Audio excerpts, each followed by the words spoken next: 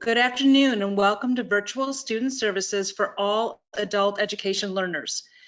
We're happy to be with you here today. This is the third of the administrators webinars, and with us today we have Bevan Gibson from the SIPDC, part of the Professional Development Network. I'm Sarah Goldhammer, and our partner Amy Julian from ICSPS, the Illinois Center for Specialized Professional Support. So we're happy to be with you. A couple of housekeeping things before we get started. You have been muted. If you lose your audio or video connection, our recommendation is to try exiting and entering again. You also can call in using your phone, and you'll see the number there for you and the access code if you want to access it that way. Also, Kathy Olson-Tracy will be coming on with us towards the end to answer questions for you. So let's go ahead and get started. Oh, one other thing I want to tell you is that this will be recorded and archived, just like the first two sessions today will be archived as well. They'll all be on the Excellence in Adult Ed website, and you can look at them there, and if there's any handouts, those will be there as well.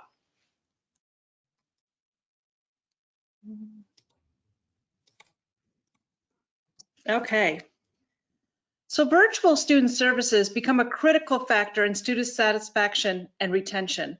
And this is from 2014, and we're going to say that in 2020, that's like on steroids. So we need to make sure that we are finding ways to connect with our students virtually and being able to help them from afar with the different resources that are supportive. So some of the most important supportive services this time can help with the educational work, even if it can't be counted. And I've heard from some of the career navigators out there that part of the work that they're doing is that they're supporting the teachers. If they have students that are difficult to get a hold of, they're taking the lead on that and letting the teachers move forward with instructing the students that they have connected with, and the support service individuals are helping to reach out and try to get some of those students that are very difficult to serve. The supports this time are intended to get us going and also to gear us up for when the time is over. It's our hope that you're going to find some resources that you want to hold on to and keep for the future. If you were at the first webinar this morning with the administrators talking about some of their online registrations and different tools that they're using, hopefully you'll want to keep using those. This means ensuring students have technology to be able to participate in their educational work. If not, have procedures in place to ensure students are receiving work in packets, because it's probably not realistic to think that every single student can be reached from a distance in technology, but how else can they be reached? So we're going to talk about those things. I will mention that connecting with students, the basis of that, there's a lot of great resources already for you at the Excellence in Adult Ed website, and I'll talk about those after we go through a little more information, but we'll share those with you.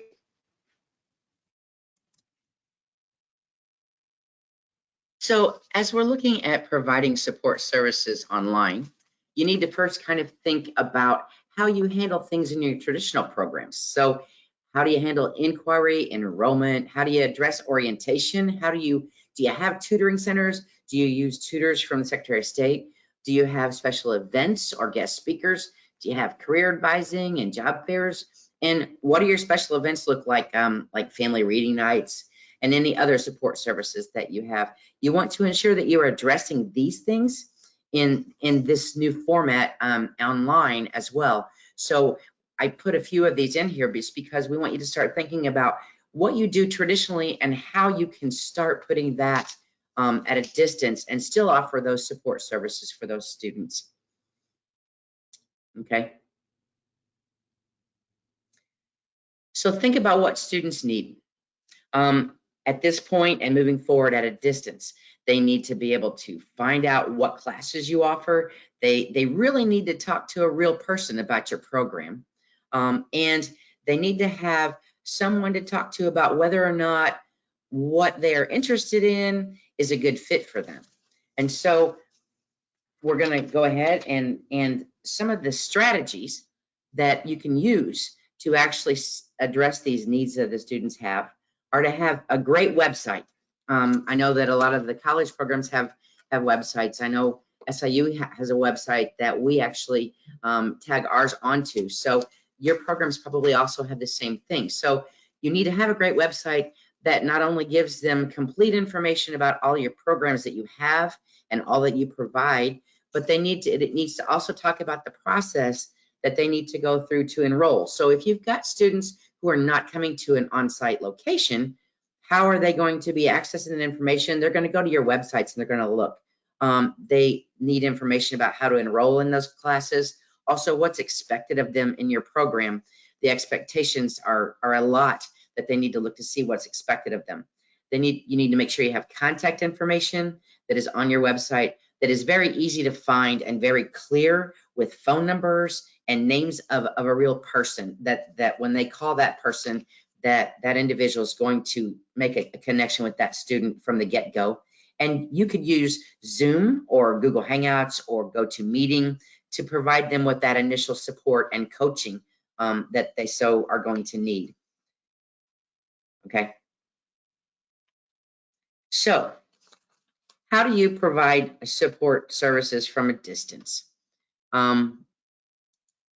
Let's look at a poll.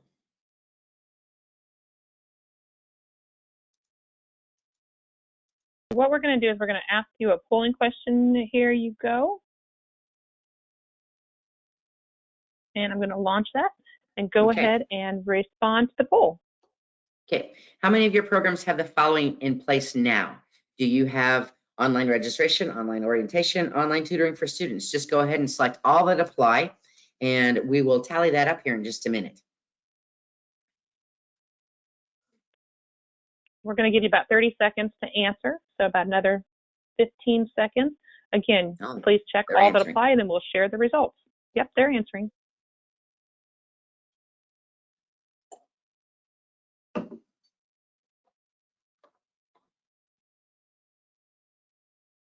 Okay, another 5 seconds. I'm going to go ahead and close the poll and share the results. Okay, it looks like about 46% of you have online tutoring for students. That's great. About 29% have online registration, and 10% have online orientation. So it's a good thing we came to this webinar today, because we're going to kind of talk about how you might think about doing that.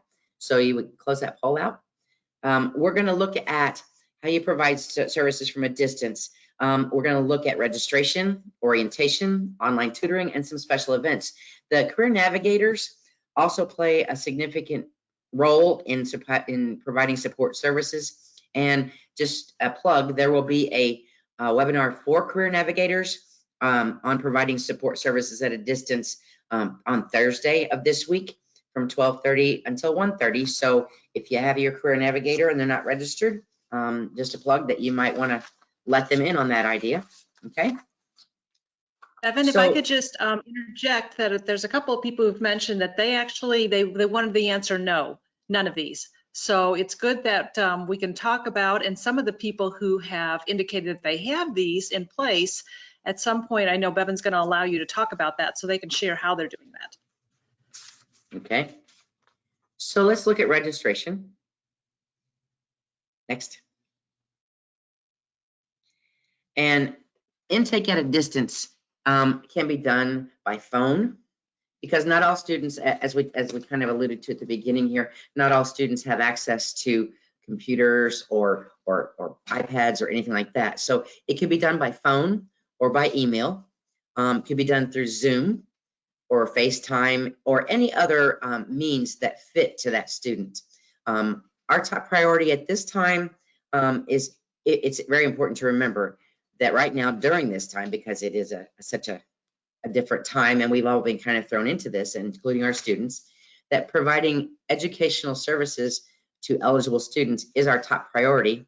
And regardless of whether or not we can count those hours, because given that we can't pre and post test, but we want to actually make them a top priority, providing educational services. So although ICCB has made it possible for us to count them as best as we can, it's just important that we make it a top priority to provide our educational services. What other items, ideas are you guys using for registration at a distance?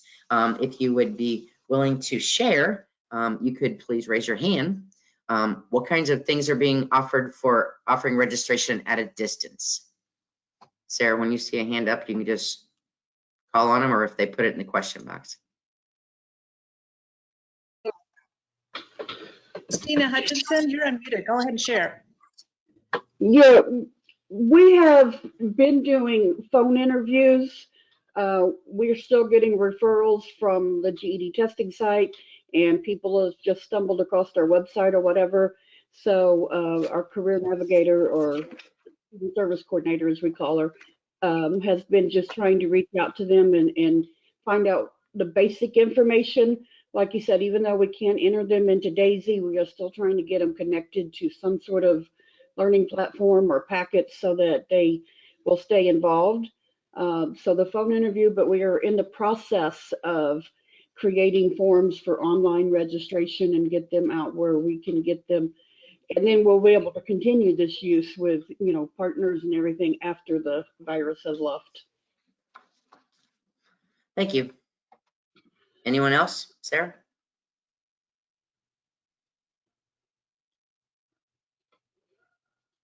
Whoops, too many webinars. I still had myself muted. I was talking up a storm. So a couple of people have shared that they're using different apps and technology. There is a question though, and this would be a good Kathy question, is they're doing this with their current students, but for any new students, is there any avenue to serve them without pre-testing being available at this time? This is Kathy. At the end of the session, I will answer all of these types of questions. So please keep that at the forefront, because I don't want to interfere with the direction that Bevan and her team has gone on for this. But I will tell you, I am working closely with TABE and CASAS and Best Plus to figure out how to do virtual testing, and I will update you on that at the end of the session. All right, thank you, Kathy. And Arlene, you're unmuted.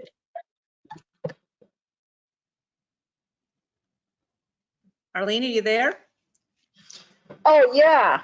Can you hear me? Yes, we hear you fine. Go right ahead.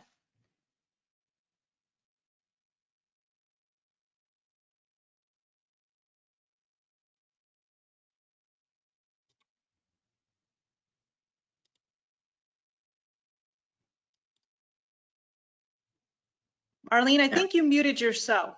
See if you can unmute yourself. There you go. Okay, here we go. Yeah. So we are using Text Blast to our students, both currently enrolled and also who are not enrolled but have been here for the past couple of years at some point during one of those semesters. And then calling students to register for the summer. So we don't have a strategy yet for the fall because we're waiting word for the placement testing. But for the summer, that's what we're going to do. Thank you, Arlene. Thank you very much. Anyone else, Sarah? That's it for hand raises. Let's go back to. While you're looking, I'm going to go on if you advance the next slide. Yeah, so just one other thing I want to mention is somebody mentioned that they're doing a technology survey, then they're following up with calls to be able to see how they can best fill the technology needs of their students. Great. Okay. Orientation is the second topic we're going to look at today, but the goal of orientation is basically to facilitate relationships and to introduce the students to the learning environment, to let them know the expectations of the class, and then let them know what to expect. And distance learning students, oftentimes because of the fact that they're not together physically, and so they could feel more isolated, and they may have a more difficult time hanging in there for the duration. So you want to make sure to make them feel as connected as possible. You can use webinars for orientations. You can have conference calls.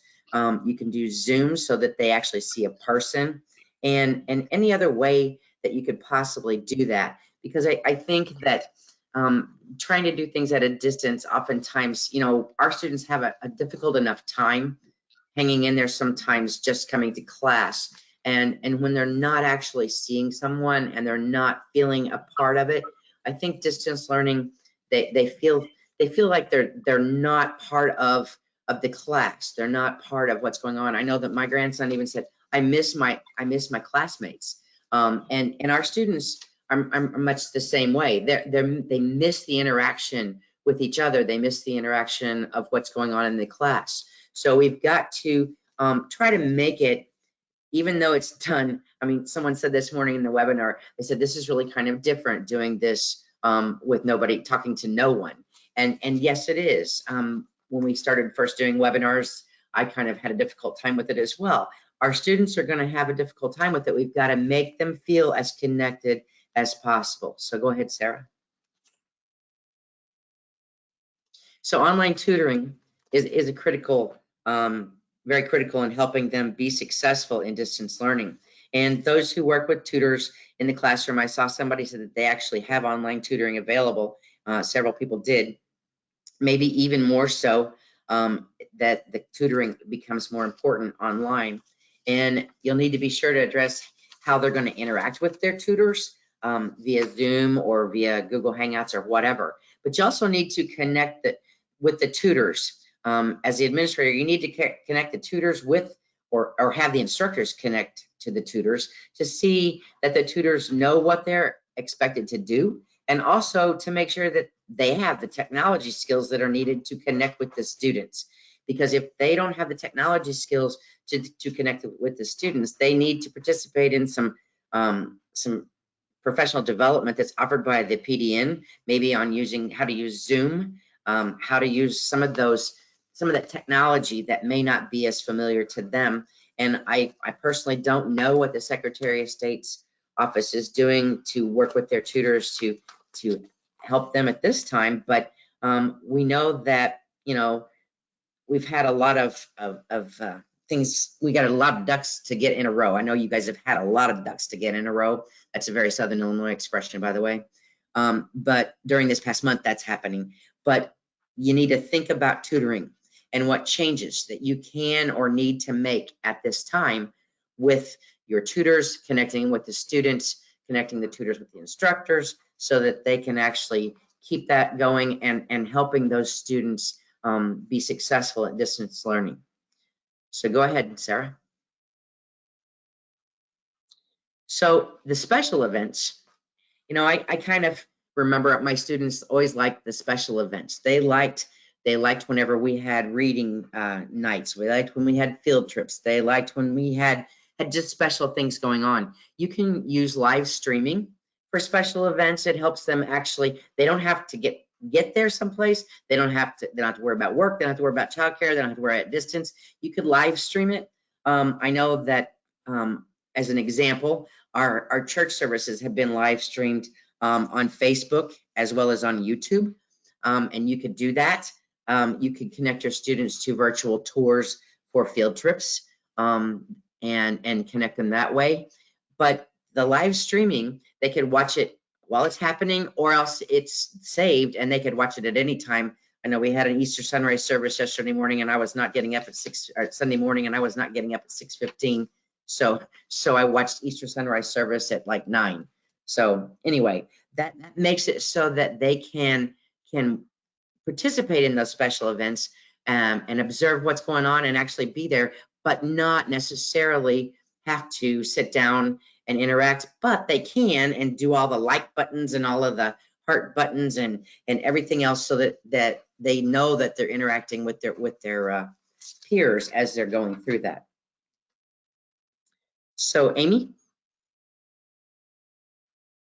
Thank you, Bevan.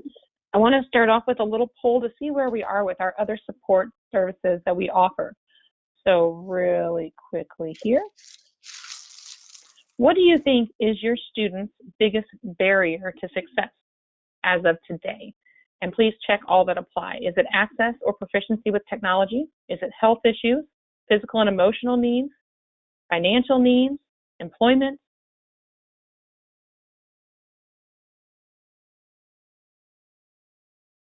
And again, we're looking for the biggest barrier, so you are able to check the one that applies? What do you see as the biggest barrier?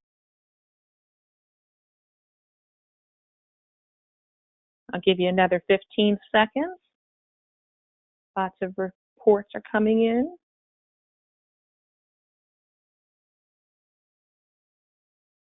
If you're having difficulty finding the poll, it should pop up with you, but it's also going to be right above that question pane in your nav bar over there. So you should be able to click there and support the poll or complete the poll.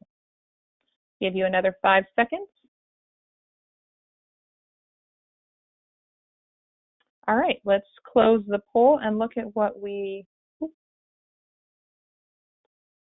So when we're talking about what do we think our students' biggest barrier to success is, access to and proficiency with technology is a whopping 52%. We do note physical and emotional needs, financial needs, and then employment as 17%. Interestingly, no one said health issues, so that's actually great. So we're going to talk for a second about these different areas. So technology needs, health needs, physical and emotional needs, financial needs, and employment. And one of the things that we want to really get an inventory of as we're looking at moving to this virtual platform, which we were all really forced into, is the idea of what technology do we have access to and what technology do our students and our programs have access to. So talk with your university, talk with your college. Sorry, I work at ISU, so I did the wrong terminology there. But look at what your technology is accessible to you. There's also a lot of free things that are available right now. Zoom is available for free. It does have limitations of a 40-minute meeting, unless if it's just a one-on-one meeting, and then that's unlimited time. And then you also have a lot of others that are doing free trials. GoToMeeting's doing free trials, WebEx is doing free trials, the Google platforms are doing free trials for Hangout and such. So see which one you like. Also keep in mind that we're moving into a virtual realm, but we're not going to be moving back as quickly as we would have liked. So pick one that you like, pick one that you want to become proficient in, and they're trying to sell to you. And the virtual platforms understand that. Also look at technology needs of not only your program and your staff themselves, but also for your students. There's a lot of accessibility for free internet. There's a lot of opportunities for, if you're a Verizon client, they will hand out free hotspots. AT&T has something like that similar. So look at how we can make technology accessible for our students, even if they don't have Wi-Fi in their homes. There's a lot of programs with Verizon and AT&T and even US Cellular who are looking in those areas. And then in addition to looking at the platforms that you're going to use to communicate and the platforms that you're going to use to launch your programs or your learning management system, all of your colleges have something, either a Blackboard or a Safari or a homegrown one. At ISU, ours is called ReggieNet. And look at the ways in which you can access that as adult education providers and delivering your content through those different mechanisms. With technology, I think you really need to think about what is the biggest need, and then also looking at proficiency in. Several of the platforms that we've discussed offer free tutorials. There are also tutorials that we're putting together at TDN to support you, but also looking at ways in which you can make your staff proficient. This is a great time if you have staff that are not been as tech savvy as you would have liked, to really have them take some of those tutorials and spend some time really becoming proficient with Excel and Word and all of the online platforms. And there's some great tutorials and support services that Microsoft and Google and Apple are all putting out to really help the community as a whole be more proficient. When it comes to health needs, which again, many of you said that wasn't a support service, there's a lot of things out there and available. So keep that in mind, do your partnering. Apparently you're all doing really well, so I won't spend a lot of time on that one. But there's a lot of support for our students, clients, and our programs regarding health. Physical and emotional needs. One of the things that is important with physical and emotional needs is that with emotional comes the mental health of our students, of our partners, of our programs. And right now, most insurance, I believe it's all, I don't want to say all, but I know most insurance will allow you to have a teleconference with your counselors, will allow teleconferences to come out. I know in my community, OSF is offering free counseling to anybody who calls in. They can set an appointment and they can talk to somebody, or they can call into a hotline and set an appointment and talk to someone. The mental health of the state is really important to our governor as well. He has set up a hotline that was shared last, I think it was on Saturday, regarding mental health and being able to speak with someone about the challenges and things that people are going through and receive assistance, direction to assistance. So be sure you're sharing those resources out. We'll share those out as a handout, but I do think we need to be sharing those out with not only our clients, but individuals who are helping us in our programs, because mental health is very important. And the fact of the matter is that everyone is impacted by COVID. Even if you don't know somebody who has directly been sick, everyone is being impacted. We're all sitting in our homes. We're not in our offices. We are all not together as we would be in Springfield today. So everyone is impacted at one point or another. And I think we need to keep that in mind. The other thing with the physical and emotional needs is, as an administrator, be kind and be empathetic. The governor has often said we need to lead with empathy. And I think it's so very important that when we're dealing with our staff, when we're dealing with our team members, when we're dealing with our students and our clients and everyone, to lead with empathy. Lead with the fact that we understand that this is a challenging time. And if we start there, that will really help shape our whole conversation around that. Financial assistance. IDES is working very hard to get unemployment going. Please work to help your students to get to the website. I was on a call yesterday with IDES, and it is much faster if you go via the website than it is if you want to call somebody. So back to those technology needs and technology proficiency, that's one thing that we can do as a system, is support our students and clients and allow them to really access those resources on the online platforms that are available. And then employment needs, that was another lower one there, but we need to be thinking about whether we need to be grateful and thankful that we are employed and that we're able to maintain our jobs and kind of count our blessings there. We also need to be responsive and respectful and thankful for those individuals who are still employed, who are working through possibly in the grocery store or on the TDL, and how they're needing to be supported. So I think there's a lot of support services that we need to look at. Employment needs will also be something that is going to be helped through IDES. So I'm going to put together some tip sheets that we can send out with all 5 of these areas.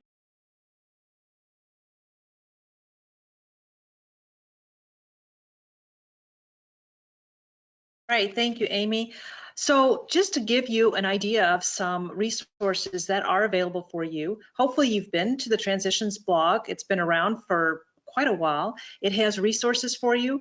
We put some new ones up about 2 weeks ago. So I just want to tell you a couple of things that are available there for you. And I will tell you, there's the direct link. It's also, if you go to the excellenceinadulted.com website, and both of those are in your chat box, if you want to look at the links, the Excellence site will take you there as well. And then the blog will actually bring you back to the Excellence site. And why it might bring you back is for a couple of the resources that I'm going to highlight first. Is there's a Career Navigator discussion board on the website. And that is an opportunity for you to share with each other, or to ask questions, or what are you doing, that kind of thing. Amy mentioned about leading with empathy. I loved it because one of the first posts, and this was actually a teacher post, was that whole thought that there's been so much increased anxiety. And I mean, that's normal, it's to be expected, but I think everybody needs to kind of exhale and say, okay, we need to just reach our students first. That's the first thing. So once we've reached them, then making sure that they have the resources that they need in order to have Wi-Fi, in order to have some type of device that they can communicate on and learn on. I will mention, when I say device, is again the PDN, and this will be on the Excellence website, did a very nice job of showing how to use your smartphone and learn there. And that can be used for the career navigators, for all the support staff as well. It may not be optimum, but we are probably not in optimum time, so we need to figure out how to reach them first. So anyway, the discussion board is there for you at the Excellence site, and the blog will take you there. Connecting with students, ideas of connecting with students. And as I mentioned, probably this is about the 6th time in just a few minutes talking, but we have some excellent webinars that tell you about, some of you in the chat mentioned Remind as a resource that you're using. Bevan mentioned Zoom or Google Hangouts or Google Classrooms and all those. So if you need to find out, there are tutorials online, and you can Google it and find those, or you can go to the Excellence site and find very specific professional development for you and for your teachers. There is also one of the other resources there is accessing student technology free internet. So depending on their specific category, there's options for them of how they can access free internet at this time. There's information about health services, employment needs, as Amy just talked about. And then there's also some really cool videos. So if you're saying, okay, I'm not sure how to get started, that might be a good thing to share with students is there's career videos, careers out there, and there's 60 career videos that you can share. Not all 60, don't overwhelm them, but share one with them. Day in the life video, that's one of my favorites, is like it's just a short video that shows in this particular career, what does this look like? And there's the last one called My Next Move. Those are all resources of things that you can share with students. Also, another resource that's available for you, and we've been sharing this for a while, and I know that career navigators are using this. They used it in person, but there's no reason this couldn't be an online way to meet students' needs, is sharing employability skills information with them, like how do you become a good team member? What does ethics mean? What does it mean to be a good communicator? All of those. So that's available for you as well. Those are all free resources, things that are already created for you that you can put online and share with students. And here's what I'm going to share with you also. If you're not sure exactly the next step, we did it for teachers. You can, and it's archived online. I know we keep saying that, but there's just a ton of resources. The first thing is just to connect. The second thing is to try something. Even if it's not exactly perfect, your students are going to appreciate, as Bevan said earlier, the opportunity to be connected with you. We know that career navigators are key to connecting your students with resources to address barriers. So we hope that you can support them as they move forward. And we will have that additional webinar on Thursday that Bevan mentioned earlier. So the Transitions blog is a great place to find all of those resources that we mentioned.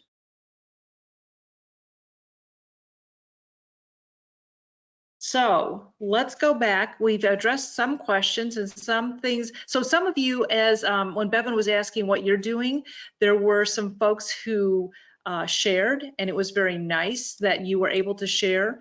And that came out in the chat box as well for the entire audience if you want to see some of the other resources that they're using. So what additional questions do you have for us today that we can address? And this is for the Professional Development Network, and then we'll move to the Kathy Olson Tracy questions. So do you have any other questions for us that we can answer? Sarah, there was one item that was brought up in the question pane that I do want to bring light to, and I apologize for skipping over it. The idea of a lending library for technology. A lot of times our students do not have access to technology beyond their phones, or their phones are sometimes inadequate. And is there the possibility of a lending library of technology, whether it be iPads or Chromebooks or something like that? I do encourage you to look into that. Look into what your institution has available. I know that for my K-12 system, for my kids, if you did not have technology available, the school lent it out to our students. So then everybody in the school was able to participate in the virtual days. And so if you are looking to build that within your program, look at the businesses in your area. Look at individuals who are really wanting to kind of share those resources or what resources you have at your disposal. But I think that is a really great practice considering the population that we deal with on a daily basis, that possibly the access to technology and proficiency in technology, again, we all said that was a barrier. So maybe a way around that is to get them in space with that technology through a lending library. Well, and if you don't have any questions, we would also like to offer this opportunity for if you have something that you're doing in terms of anything like this, if you guys would like to, anyone would like to share with the rest of everyone, this we'd like to afford the opportunity for everybody to learn from each other as well. So if you have something and you just want to raise your hand, that would be great. And if you have any questions, just go ahead and feel free to raise your hand as well. We'll give you a minute to either type them in the chat or raise your hand.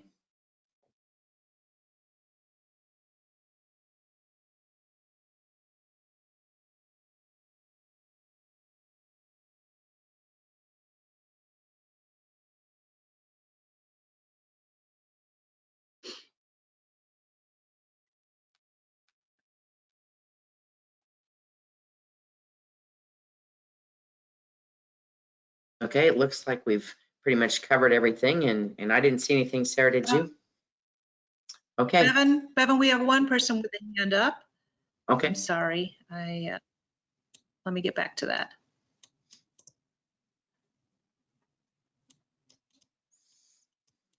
Sorry, a lot of people to scroll through.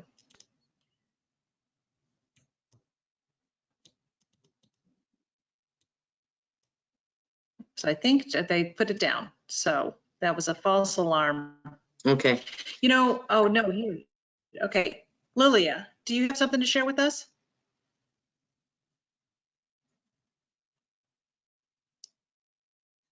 You're unmuted if you want to share. I'm not sure if it's meant to be up or not. Nope, it went down. Okay. Okay then. Kathy, we're gonna turn this over to you because I noticed that you typed in the chat that ICCB has just released a request for funding to help programs purchase technology for students, which actually helps to address the largest barrier that people were indicating about technology. So we'll turn it over to you, Kathy, for your ICCB updates at this time. Okay, so I hope you all recognized kind of the theme from today into what our new reality may look like for the short term. To update you on some current events, because I've had some questions about how do we enroll students in the summer classes. I will tell you that we have been in conversations in the last week with our TABE publishers, and they're working on piloting virtual assessments. So as soon as we know what Octave has approved, because we are still under Octave's guidance, once we know what they have approved, we will release that to the field. The BEST Plus 2.0 is now an allowable virtual test. So if you have people who have been pre-tested on it, you can post-test them if possible.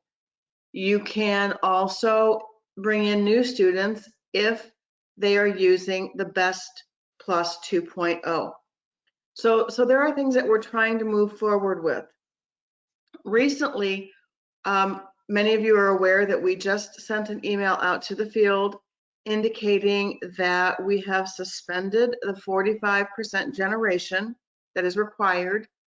Along with that, we have indicated there will be no probation or watch next fiscal year.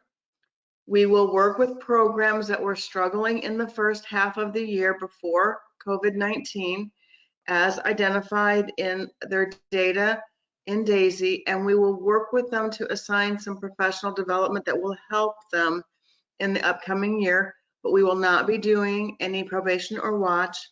And finally, in that same email, we released a single document that said request for federal funding. In this, you may use that money to purchase technology. I've seen some people who have reached out to me who have wanted to buy computer labs and Chromebook carts so that they can check out computers to their students. They're also looking to purchase seats for various software. Remember that in July, iPathways will be the only ASE curriculum that you can use to count for hours, but you will be able to expand into other curriculum for your ABE. And then of course, we have the Burlington English ESL and other ESL programs that you could look at.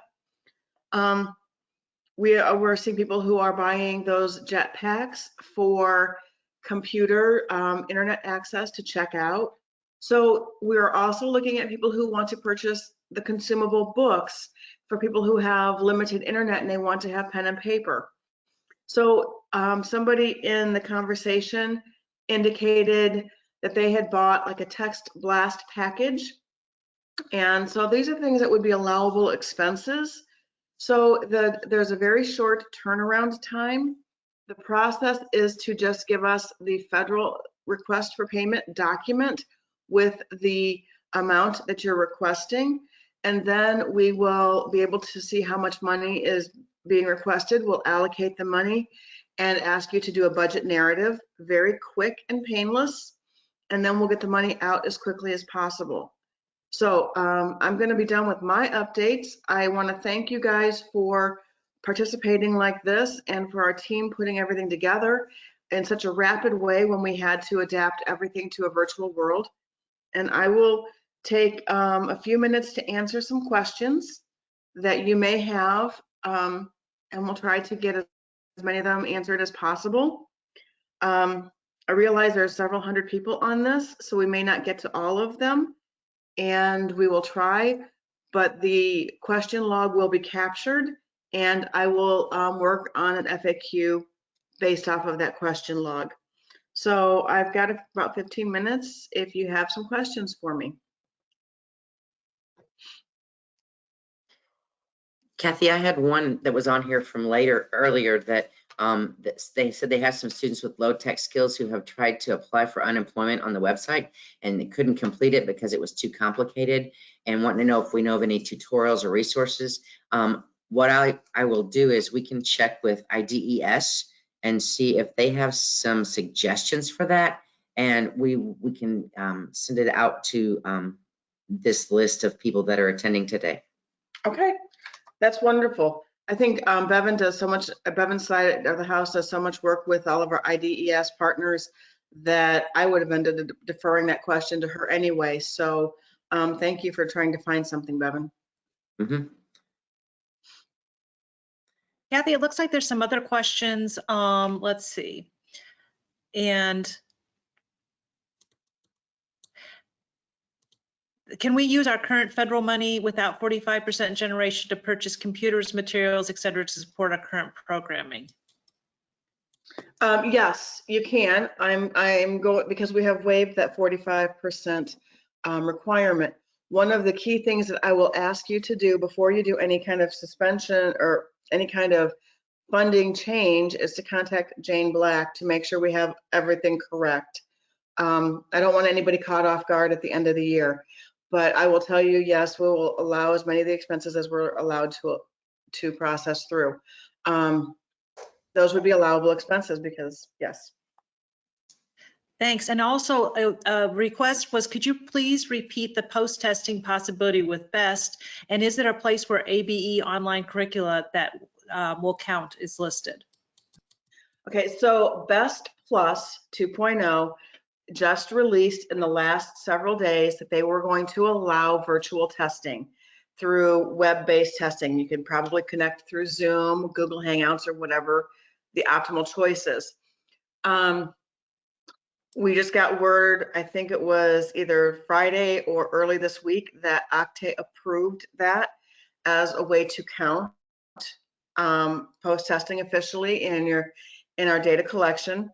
So it is an allowable way to assess, to enroll students who are ESL learners or to post-test if you've used the BEST 2.0 to begin with. You can't take somebody who's been tested on a CASAS ESL test and then go to the BEST Plus. It's a pre and post, same test for both sides of that, but they have allowed it. So I have asked 2 programs that have used BEST Plus to kind of pilot it a little bit so we can figure out what works and what doesn't. And within the next week or 2, we'll be able to share more information. But you are welcome to use the BEST Plus 2.0 as an assessment delivered virtually. Now, I want to caution you on this, as our professional development network has done exceptional work in understanding test integrity and providing professional development related to test integrity to get the benefit of gains. I don't know what this is going to look like on a mass scale level if we're starting to do that. This is all new to all of us. The TABE test, we've spoken to the TABE publishers. They have promoted a couple of ideas about how we could possibly use the TABE test as a virtual test. They're looking at possibly piloting it within the next 2 weeks. Within that, we would still need to get Octave's approval to allow it. So these things are still kind of in process, but as soon as we have that information, we will release it to you guys as well, so you can use these tests virtually. I just got off of a phone call with the GED testing service. And they're looking at potentially doing some proctoring using AI on laptops for students and doing things that way. So there's a lot of conversations happening, but this is new to all of us, and they're just trying to figure it out. Their main concern is to make sure that the tests they don't end up on eBay somewhere, you know. So they're trying to figure out how to do this all securely. I Kathy, do want to someone, mention someone- also that some of the questions that are coming in are about TABE and CASAS that are kind of separate from this added distance time. So if you have those kinds of questions, they were addressed at the middle webinar, and that on the TABE and CASAS, and that will be archived and be on the Excellence in Adult Ed website. So please check that out if you have questions about the changes that are coming up with both of those tests. someone I'm wanted sorry, to I know didn't mean to about, what about purchasing technology for the staff so that they could learn before giving it to the students, I guess, with that funding? I will have to get back on that one. I don't necessarily see a problem for that yet, but I want to check that one to make sure I'm not giving incorrect information. I don't see where that would be a problem if we're allowing checkout lending libraries. We cannot get anything for permanent use. I mean, we can't purchase a laptop to give to a staff member. But if you're having a lending library on your site, I don't personally see a problem with lending some of that technology to an instructor as well as the students, as long as that's not your primary goal, is to make sure it's only for instructors. Someone also wants to know if they can use the funds for ESLTP ebooks. Yes, and Jane just clarified, we've already approved purchasing hotspots for teachers who lack access to technology at home as well. So we are trying to make sure that we get these questions processed quickly. And yes, you can use this money for your students across the board. And can they use current federal dollars without 45% generation to purchase computers, materials, etc., to support their current programming? Yes. And will the virtual placement testing require proctoring? When and if, and I believe it will happen, but I'm going to qualify with if. Yes, there will be proctoring that's required, and there will be options for proctoring that can happen, and that's some of the things that they're looking, that each of the testing centers that will be doing this are looking at. Some of them require proctoring software on a computer through a download. Some of them are going to require you to have processes in place where you have a proctor watching the student through a Zoom or a Google Hangout or something along those lines. I want to caution you on that. It will still be, regardless of what test that goes virtual, it will still require the person who has been trained in administering the test will still be the one proctoring and giving a test virtually. This will not, that part will not change. It will still require somebody who has been trained in administering the tests to be the one proctoring them. Okay, a couple of iPathway questions. Someone keyed in on the fact that you said, did you say that in July, the only way for ASE classes to run is with iPathways? No, And then the only way to claim at a distance for ASE is iPathways. But for ABE or other skill levels, you may use other vendor or self-developed curriculum. So that's Okay. only for the at a distance counting. And I don't know that I understand this question, but I'm going to ask it as it was written. How soon will there be an option to iPathways? There are some great software options. Oh, what you're looking for is alternatives. As of July 1, well, actually right now, because people can use whatever they're using, we didn't put any restraints on anything right now. For ASE curriculum, it will strictly be iPathways. For ABE curriculum, you can use GED Academy or I Like Math or Aztec or Reading Horizons or any of the other vendors that are out there. On our frequently asked questions on the ICCB website, I listed links to all of the vendors that were at the IASA conference because I spoke to all of them who can rapidly get ready and get your programs up and running with distance learning quickly. And I've listed their contact name and information. And you can use any of those at this time or even in next year. We are broadening our use of it. Keep in mind what is not changing in the future is that we're still required to get measurable skill gains. So make sure that whatever you're developing or using is something that you feel confident will help you get those measurable skill gains with your students. ABE is much broader in what you can use, as is ESL. The single limitation is ASE curriculum. Okay, and could you please repeat the post-testing possibility with the BEST Plus 2.0? And is there a place where ABE online curricula that will count is listed? Yes, on the ICCB COVID frequently asked questions website, there is a list of all of the vendors. They range from a company that does strictly math education called I Like Math, to Aztec, to GED Academy, to Reading Horizons. I spoke to everyone at that conference to make sure that they had up and running curriculum. One of the reasons we had every program do a work plan is so I could see what curriculum you were using and how you were assigning time to that. So we're very willing to work with you on any kind of requests. So that list is there. And the other part of the question, Bevan, was a testing. Is that correct? Was to repeat the post-testing possibility with BEST Plus 2.0. Okay, BEST Plus 2.0, I will include in the materials to hand out is a tip sheet that Lori Martin put together based on what BEST Plus is allowing to happen.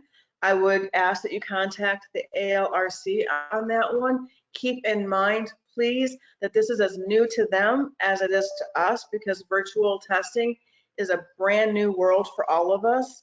And they're trying very quickly to adapt and support.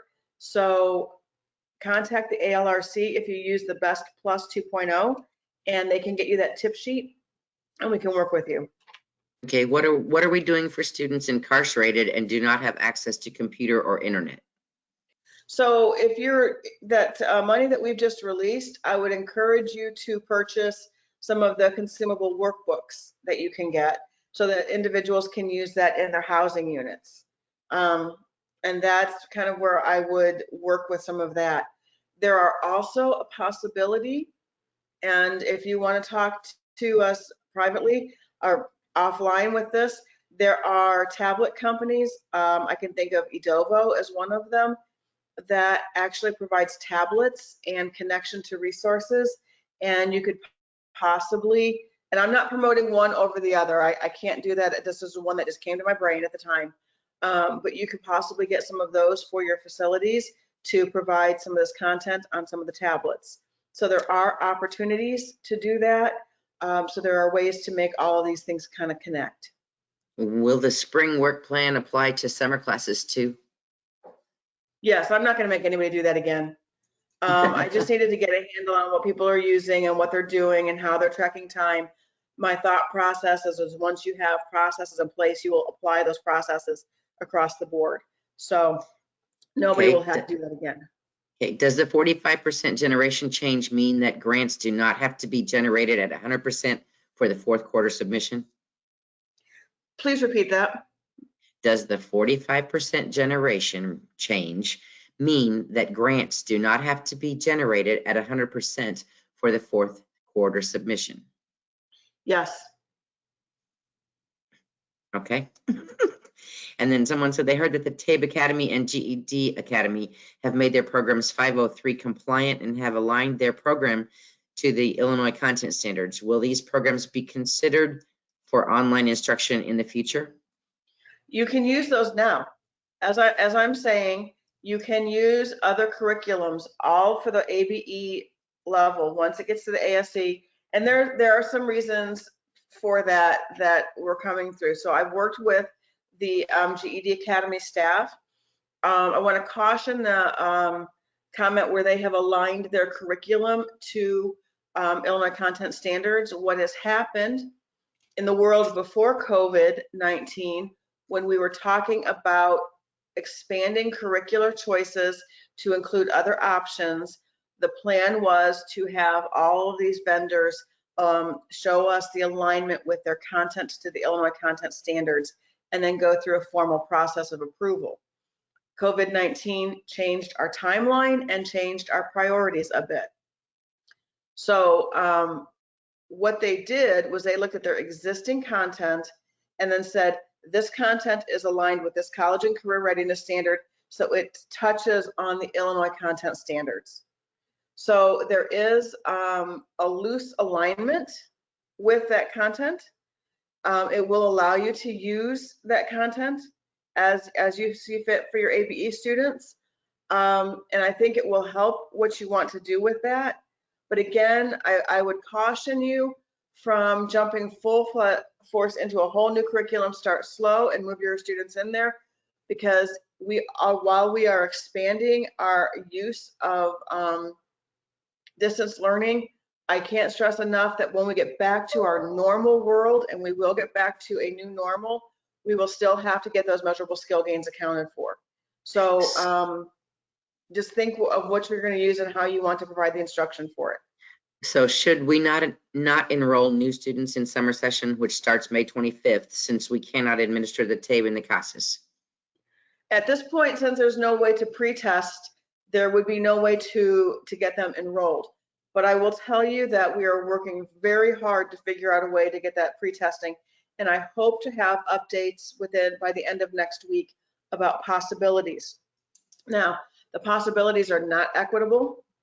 You know, if we say that we can allow a student to take a TABE test at home on their computer, that implies they have access to a computer with a camera, with good internet. And I know that's not equitable for all of our students. So we're looking at that lens as well to see how we can serve as many people as we want. We also would like to make sure, if you're purchasing computers for checking out, what that process is when you get them back, to make sure they're not they're disinfected correctly, and there's a lot of pieces that come together with all of this. Okay, I'm looking. There's several questions coming in, so it's like, okay.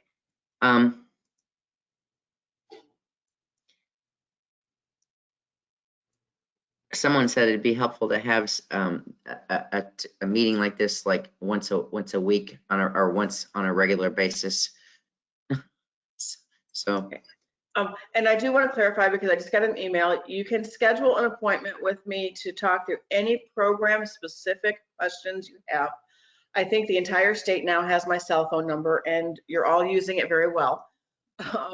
So yes, we can actually set up a meeting. But what I am saying about iPathways, to clarify, is this is for at a distance only. You can still use whatever curriculum you choose in your classroom. We will never dictate to you what curriculum you have to use. I am speaking in the at a distance, counting for at a distance time. That's what it has always only been iPathways to date, for at a distance instruction for students. We are now expanding that to include whatever you choose to, broadly speaking, so that you can use more curriculum at a distance for your learners to address the deficiency in the ABE level content that we don't have. Okay, can they administer the BEST Plus? They just said BEST, but I'm sure it's BEST Plus 2.0 as a pre-test for the summer session if students already took a pre-test in CASAS and they don't have a post-test in CASAS for them? Oh, that's a tricky one. That's why you're paid the big I'm going to defer bucks. to my testing experts on that one, and I will get that answer. I don't think that we can do that. I think the pre and post has to be the same. So I don't think this is going to be a way to do that. So I'm going to, at my gut instinct, say no to that, but I will defer that to our ALRC experts and our PDN experts, and I'll get you a definitive answer. Okay, there's still some confusion about what I need to do with new class sessions starting in May for my program? Do I need to fill out a course approval to continue to hold these classes in a distance format like I'm currently doing? We will adhere to the governor's ruling. If the governor extends the shelter in place, that will be how we will continue our instruction. If the governor lifts the shelter in place, that will be a program specific question that you answer at a program level. There are colleges and programs that have suspended face-to-face classes through the remainder of this fiscal year. There are programs that are planning on anticipating getting back together with face-to-face instruction. We will adhere to the governor's recommendations and rules on the shelter in place as they may move forward. So that once that shelter in place is lifted, you may determine what's best for your program, your staff, and your students. Please keep in mind that our priority is your safety. Our priority is your student safety. So we will work with you to make sure that your answers, that you get what you need, okay? Someone said, I know there's a lot of questions coming in. I know that you need answers. So I will hang on for questions as long as I'm not interfering with anybody else's schedule after this. Questions that you're asking are captured in the log, and I will do a kind of a frequently asked question summary for the day. So if you have a time for a few more questions, Bevan, I don't mind a few more, but then I think Okay. if people have gotten what they want, they're welcome to sign off for the day. well, since iPathways is in English only, can an ASC class in Spanish be developed for online? Yes, Okay. Will you allow any carryover of FY20 funds into FY21? that is a legislative issue. We have to have legislative approval to do that. So I'm not saying it's off the table. I'm saying I don't have an answer for that until we are given an answer at both the state and the federal level. So as you know, there's a lot of competing priorities right now, a lot of competing questions right now. So as soon as I have the answer, I will make sure you guys get the answer. Well, and someone was talking about the ABE curricula online, ABE curricula, online ABE curricula that can be used. And you had made a reference to the fact that it was on ICCB's website. Is that right? Correct. There's a frequently asked questions section for all of this, and the suggested list of potential ABE curriculum are there. That does not mean it's an exhaustive list. It means it was everybody at IASA that I spoke to, because that's when everything kind of started going over the deep end, was right at that Thursday of IASA. So I talked to every vendor there who was able to move quickly to put you in a distance learning format, and their information is included.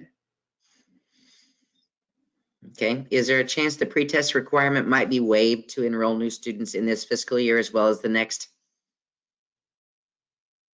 Is there a chance a pretest will be waived? Is that the question? I Uh-huh. do not see the pretest being waived. I see an alternative way of giving the pretest, but that is what I believe from the conversations I've heard so far. Okay. And how can we use federal dollars to purchase smart boards?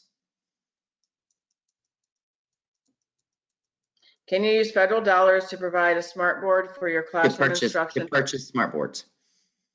Yes. As an instructional supply, yes. Is an institution allowed to send via mail tests for post-testing purposes? Not yet. What I am hearing as alternatives, it will all be virtual. And I will tell you that puts into a perspective of programs needing to possibly purchase iPad or tablet carts or Chromebook carts for student checkout. I have reached out to our national partners to see what they're doing in lending libraries and how they maintain them. So I can give some suggested information out there, but for managing those, but it becomes more and more crucial that we manage some of the inequities in technology by making sure we have resources for our students. Okay. Why only iPathways for ASC? Because iPathways is the ICCB funded ASE curriculum outside of that, I have access to data that is not pushed out publicly. And what I can tell you is the students using that have the highest pass rate in the country. And I can also tell you that it's where for what we're doing. And I do not see a world where we're going to continue to support a quality project for the state that includes professional development and curriculum, and then actually supplement programs to use their program dollars to purchase a different one for that level. But I have heard you, and I do recognize you want more options, so we have opened it up to the ABE content for anything that you select that, you know, meets some standards, and we have opened that up for you to create your own, as I know many programs are doing, because we did the Google Classrooms at the IASA conference. So we're trying to be as flexible to meet your needs. Can software be purchased for Spanish GED also? So yes, now wait a minute, let me back that up. So federally, I have to look at whether federal dollars can be used for Spanish instruction. I know that our state dollars can, and this is federal money. So I need to look at that one. I know that you can teach foreign language GED classes out of state money, and you cannot use federal money. So I'm probably going to say that federal dollars cannot be used to purchase foreign language instruction. Okay. Are we exempt from FERPA if faculty and students are using their personal emails for course materials and submissions?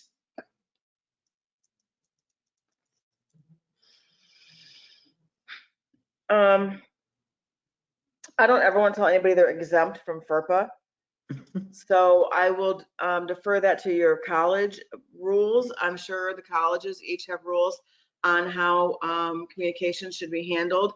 I'm not understanding why a person working for an entity would use personal email if they're provided with a work email.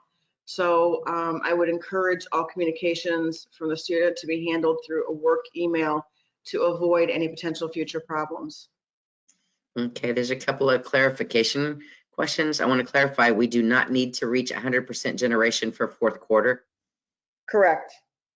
And to further clarify, we do not need to generate 100% of our direct instruction funding in FY20.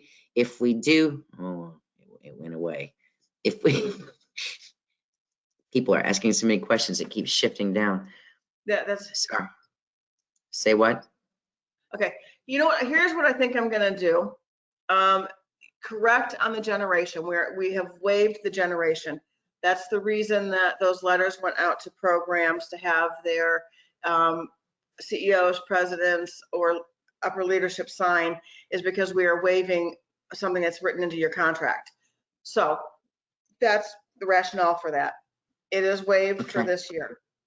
Now, what I think I'm going to do is I am going to schedule another FAQ webinar for early next week that we can just have a kind of a town hall question answer. I will use these questions to guide that. I will ask you guys to email questions ahead of time so we can keep up with them, because what I'm hearing is you guys have a lot of questions that you'd like me to answer.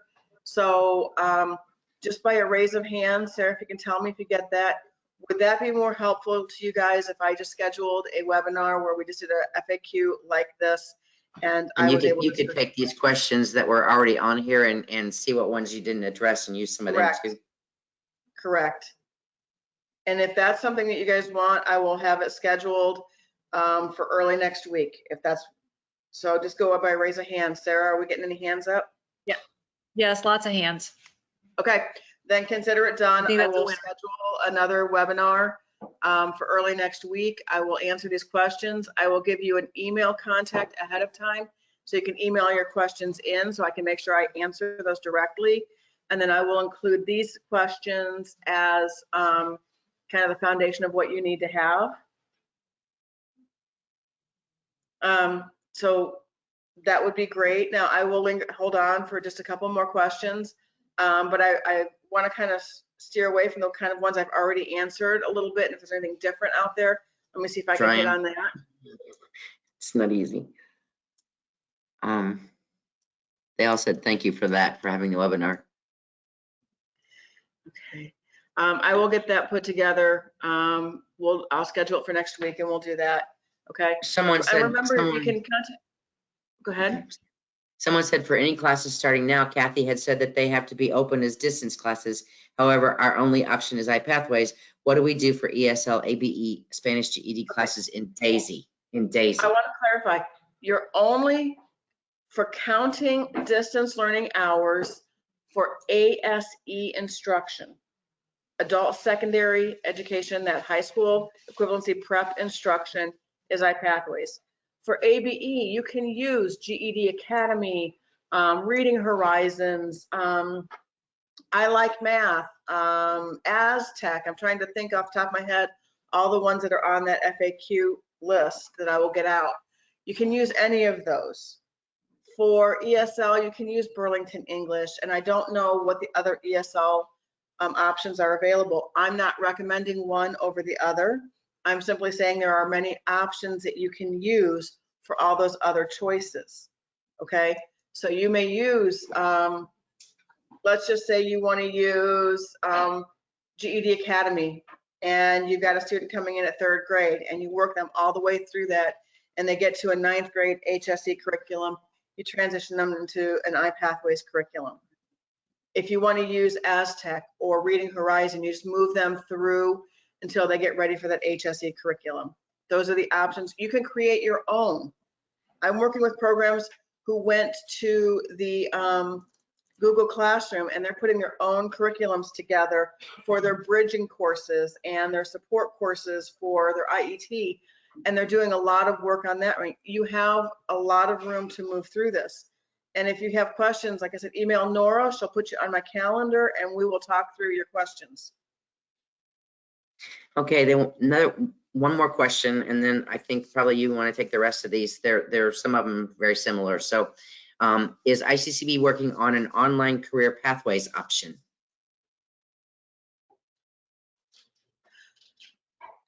I didn't quite understand what it was. What we do have is there are model curricula that are put together that you can use, and if you chose to follow those, if you wanted to, you could make your own curricula available through something like a Google Classroom. iPathways does have manufacturing as one of the models that they have in there that you can have access to. I don't know what other career pathways other programs have as far as what's out there, but we're willing to work with you to figure out what your solutions need to be. Someone did say that since there's a cost to Google Classrooms, they said there was a cost to Google Classrooms that they're using PB Works, just to send that out there to other people. So that's wonderful. There are options you can use. That work plan that I asked people to develop was, in part, the questions were, how will you assign the amount of time that you're going to grant a student for completing the work? And how are you going to ensure that the curriculum that you're putting out there, if you're doing self-developed, is 508 compliant? So there are some things to consider. But again, we are here to help you with these processes. okay. I think that the rest of the questions you can put in a log or something and use that as a base for part of your webinar next week. Yes, yes. Okay. And I just want to do a hands up for everybody to raise your hands real quick.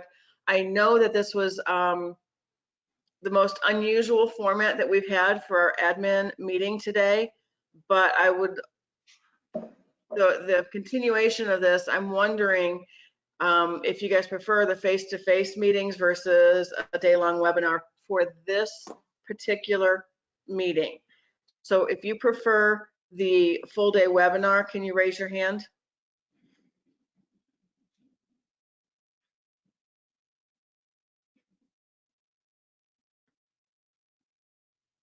And Sarah, do we have anybody raising their hand? Yes, lots of people. That's your very finite answer. Specific answer is that there's a lot of hands up. Lots of people. Okay. I believe that there is a lot to gather for working together, and hopefully our spring meetings will be face-to-face. I think we have a lot of opportunity for face-to-face. But my parting thought is that I don't want all the effort and work that we have done as a field in the last 2 months to go by the wayside when we get back to a new normal.